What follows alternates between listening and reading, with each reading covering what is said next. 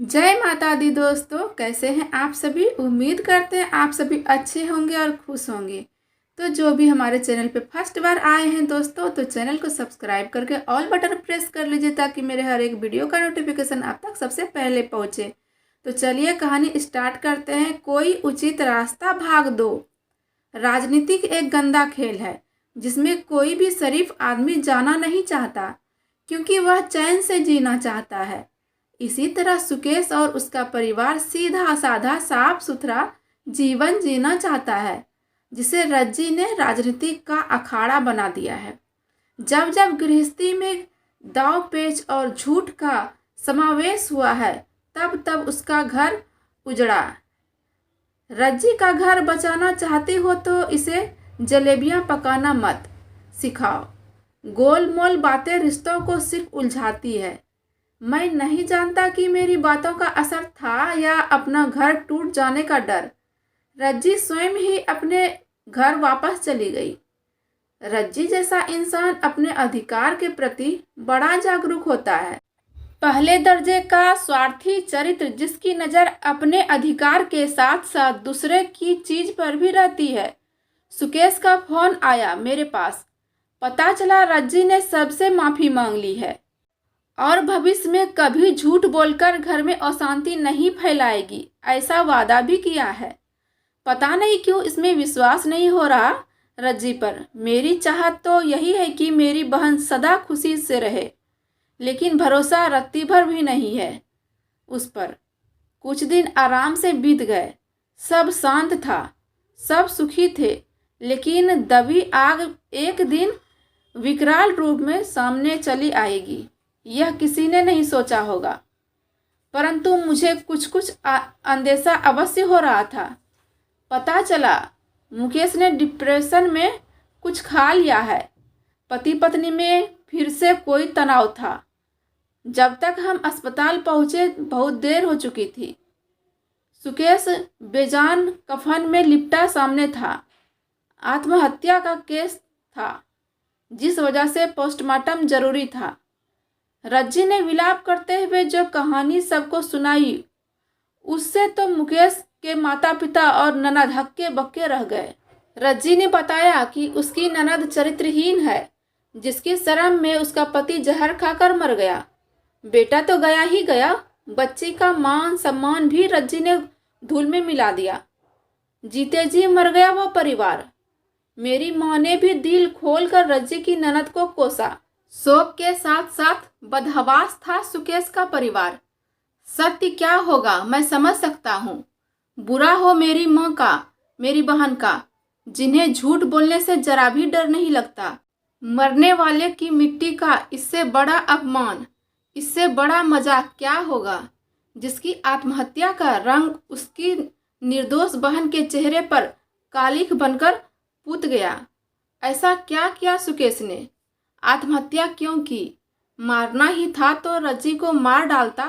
मुकेश का दाह संस्कार हुआ और उसी चीता में मेरी माँ और बहन के साथ जन्मजात रिश्ता भी जल कर राख हो गया।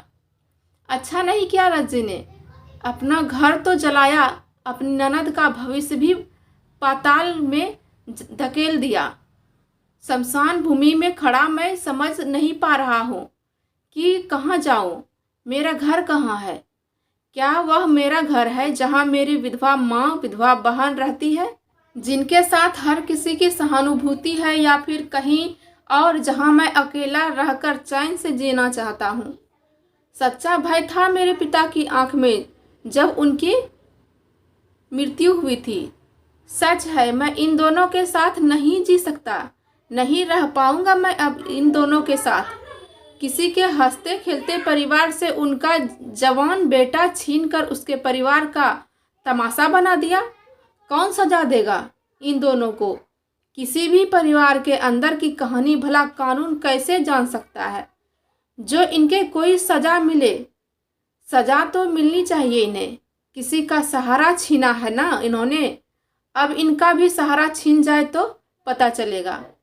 आग का जलना, घर का जलना किसे कहते हैं? सुकेश की पीड़ा मेरी पीड़ा बनकर मेरा भीतर बाहर सब जला रही है। मैं उसके आँख कैसे मिलाऊं? क्या होगा उसकी बहन का, क्या होगा उसके माँ बाप का? ऑफिस के काम के बहाने मैं कितने ही दिन अपने घर नहीं गया, अपने मित्र के घर पर रहने लगा, जो मेरी सारी की सारी समस्याएं समझता था। कुछ दिन बीत गए, मेरे घर होकर आया था वह।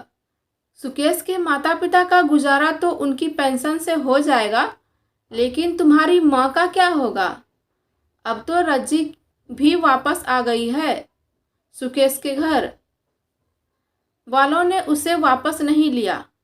शहर भर में उसकी बेटी की बदनामी हो रही है और तुम सच्चाई से मुंह छुपाए मेरे घर पर रह रहे हो। सच्चाई क्या है यह सारा शहर जानता है। सच्चाई तो वही है जो रज्जी ने सबको दिखाई है। मेरी माँ जो कह रही है, दुनिया तो उसी को सच कह रही है ना। मैं जिस सच्चाई से मुंह छुपाए बैठा हूँ, क्या तुम नहीं जानते हो? सुकेश की बहन बदनाम हो गई मेरे परिवार की वजह से। मैं तो इस सच्चाई से नजरें नहीं मिला रहा। वह सीधी साधी सी मासूम सी लड़की सिर्फ इस दोष की सजा भोग रही है कि रज्जी उसकी भाभी है। क्या कसूर है उसका? सिर्फ वही ना कि सुकेश की बहन है। एक बार दोनों परिवार से मिलो तो सोम, दोनों की सुनो तो सही। अपने परिवार की तो कब से सुन रहा है। बचपन से मैंने वही भोगा है जो सुकेश और उसका परिवार भोग रहा है। अपनी माँ और अपनी बहन की नस नस जानता हूँ मैं। सुकेश ने इतना बड़ा कदम क्यों उठा लिया, वह उसके परिवार से ज़्यादा कौन जानता है। मेरी तो वह सूरत भी देखना नहीं चाहता। तुम सुकेश के मित्र बनकर वहाँ जाओ, पता तो चले क्या हुआ। मेरा एक और काम कर दो। मेरे भाई मान गया। वह ऑफिस के बाद वह सुकेश के घर से होता आया। मेरी तरह वह भी बेहद बेचैन था। बोला, रज्जी को तो राजनीतिक में होना चाहिए था, वहाँ आप लोगों ने उसकी शादी कर दी। सांस रोककर मैंने उसकी बात सुनी। वह आगे बोला, कुछ दिन से सब ठीक चल रहा था। बड़े प्यार से रज्जी ने सब के मन में जगह बना ली थी। सीधा साधा परिवार उसकी सारी आदतें भुलाकर उस पर पूर्ण विश्वास करने लगा था। सुकेश की बहन का सारा गहना उसने अपने लॉकर में रखवा लिया था। सुकेश की माँ ने भी अपनी सारी जमा पूंजी बहू को यानी रज्जी को दे दी ताकि वह ठीक से संभाल कर रख सके। कुछ दिन पहले उन्हें किसी शादी में जाना था। ननद भाभी लॉकर से गहने निकालने गई। वापसी पर ननद किसी काम से अपने कॉलेज चली गई। कुछ विद्यार्थी एक्स्ट्रा क्लास के लिए आने वाले थे। लगभग 3 घंटे बाद जब वह घर आई तो हैरान रह गई, क्योंकि रज्जी ने घर वालों को बताया कि गहने उसके पास हैं ही नहीं। घर में बवाल उठा। सारा का सारा इल्ज़ाम उसकी ननद पर कि वही सारे के सारे गहने समेटकर किसी के साथ भाग जाने वाली है। तनाव इतना बढ़ गया कि सुकेश ने कुछ खा लिया। सुकेश से यह सहन नहीं हो पा रहा था। पढ़ी लिखी सुलझी हुई लड़की, उसे भला भागने की क्या जरूरत थी? भागना तो रज्जी को था सब समेटकर। कुछ ऐसा होगा इसका अंदेशा था मुझे, लेकिन सुकेश आत्महत्या कर लेगा यह नहीं सोचा था। सुकेश रज्जी की वजह से डिप्रेशन में रहने लगा था।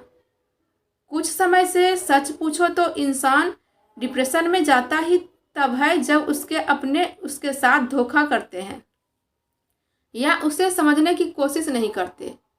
बाहर वालों की गलतियां भी खाकर इंसान इतना विचलित नहीं होता जितना अपनों की बोलियां उसके परेशान करती है।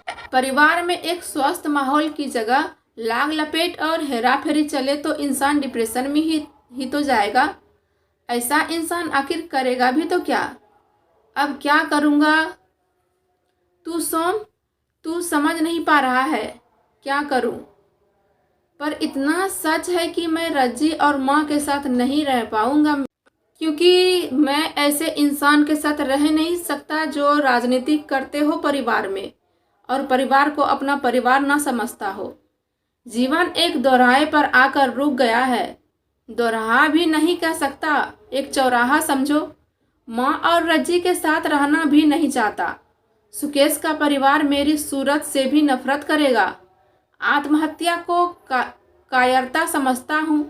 और चौथा रास्ता है घर से दूर का तबादला लेकर इन दोनों को ही पीठ दिखा दूं। क्या करूं, पीठ ही दिखाना ठीक रहेगा। लड़ नहीं सकता। कुछ रिश्ते इस तरह के होते हैं जिससे लड़ा नहीं जा सकता, जिससे ना हारा जाता है, ना ही जीतने में खुशी या संताप होता है। इससे दूर चला जाऊं तो क्या पता इन्हें सुकेश के माता पिता माँ बाप की पीड़ा का जरा सा एहसास हो। क्या करूं मैं समझ नहीं पा रहा। कोई भी रास्ता साफ साफ नज़र नहीं आता। तो दोस्तों आज की कहानी यहीं पर ख़त्म करते हैं, फिर मिलते हैं एक नए वीडियो के साथ।